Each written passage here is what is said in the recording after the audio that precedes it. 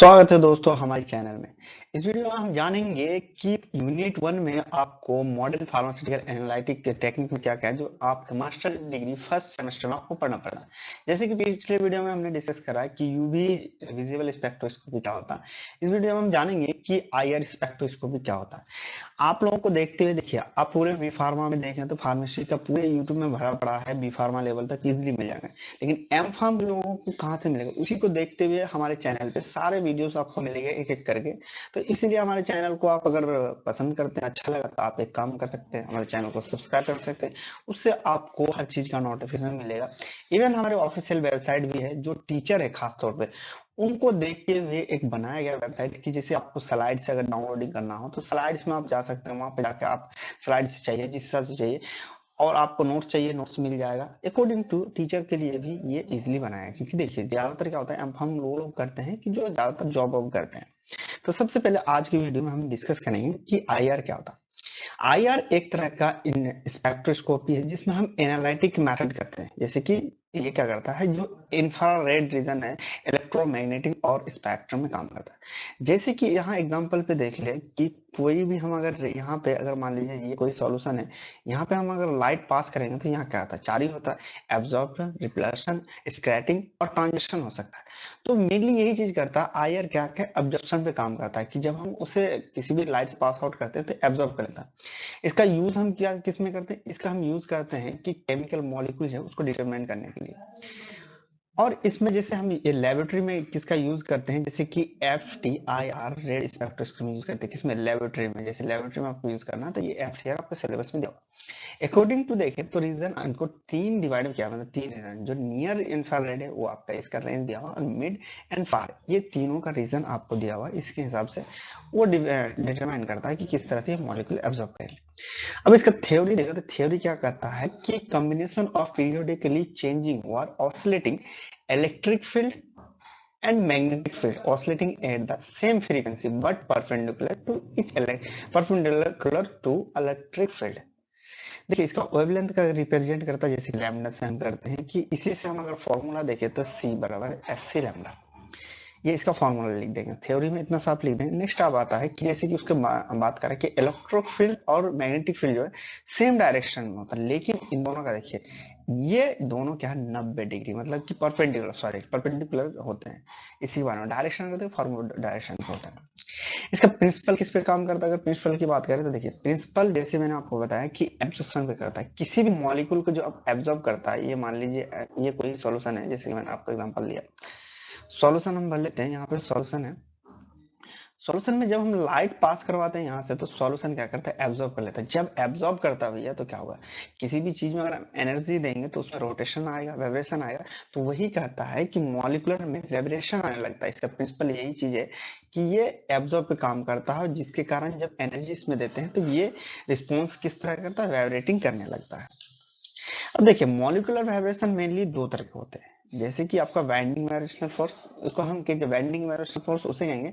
जैसे कि जब भी अगर कोई मान लीजिए एग्जांपल पे हम यहाँ पे सिंपल से हम बात करें कि मेथन का ले लेते हैं, ये अगर मान लीजिए मेथन का फॉर्मूला, इस पे जब हम एनर्जी देंगे, एक तो आपका क्या होगा कि बॉन्ड का एंगल्स चेंजेस हो गया, दूसरा क्या होगा आपके जो बॉन्ड लेंथ है, ये जो बॉन्ड लेंथ है इसमें चेंजिंग आएगी। दो तरह का मॉलिक्यूलर वाइब्रेशन होते हैं।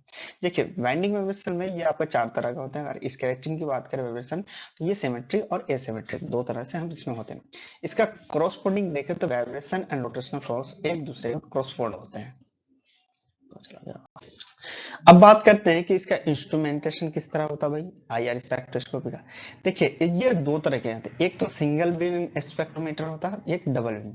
दो तरह के। इसमें मेनली आपको क्या है, सबसे पहले आपने यहाँ कर लिखना है आईआर का जो रेंज है, उसके बाद फिर इसका थ्योरी लिखेंगे, प्रिंसिपल, फिर इसका इंस्ट्रूमेंटेशन करेंगे। जब आप मास्टर डिग्री में है तो बी फार्मा करके जाते हैं तो इतना एबल हो जाते हैं कि थोड़ा सा भी कंटेंट मिले तो आप इजिली लिख सकते हैं। तो उसी को देख के क्या है कि कोई लेंदी आपको नहीं कि एकदम बिल्कुल इसके बारे में डिटेल से हर चीज बनाए। इतना सफिशिएंट है कि अगर एक रात भी आप अगर इसे एक रात पहले भी इसे आप देखते हैं इस वीडियो को, तो इजीली आप पास करके अच्छा नंबर ला सकते हैं।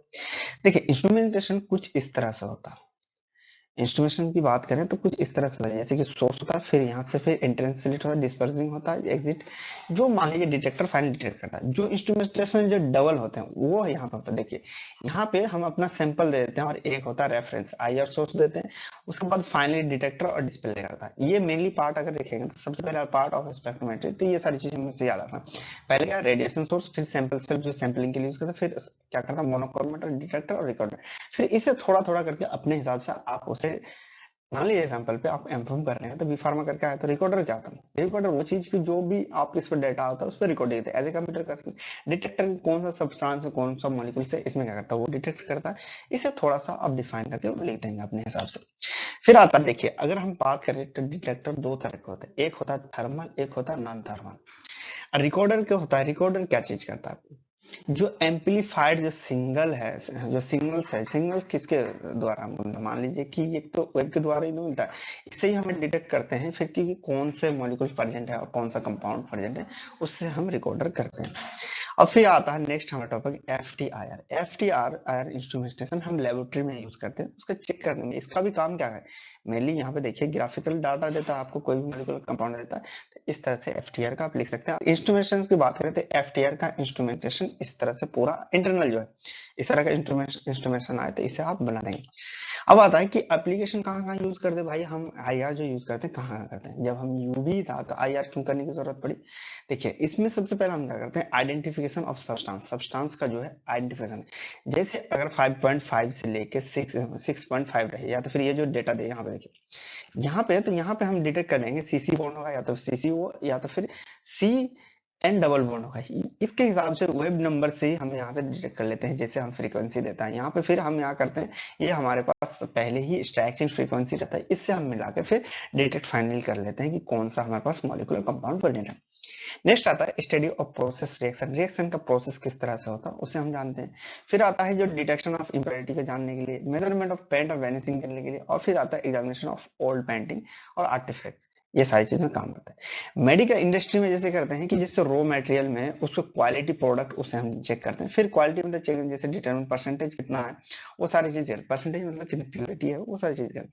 फिर आता है आइडेंटिफिकेशन ऑफ मटेरियल, इंडस्ट्रियल और रिसर्च में करते हैं। और फिर मेडिकल एप्लीकेशन देखें तो जैसे बालों में हम हेयर के में करते हैं, और स्किन में हम करते हैं जैसे मॉइस्चर कंटेंट, लिपिड कंटेंट, ये चीज हम इसमें यूज करते हैं। किसका? हम आईआर की बात कर रहे हैं।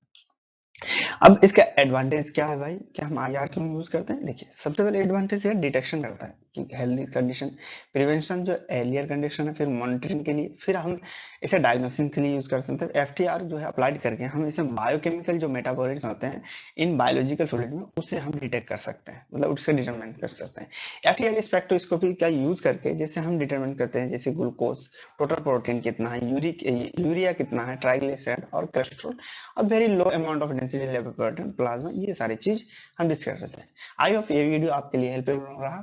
इसी तरह का वीडियो देखने के लिए हमारे चैनल को सब्सक्राइब कीजिए। हमारे ऑफिशियल वेबसाइट पे जाके warm.in पे जाके आप वहां पे डाउनलोडिंग कर सकते हैं इस नोट्स को। तब तक के लिए बाय बाय, टेक केयर।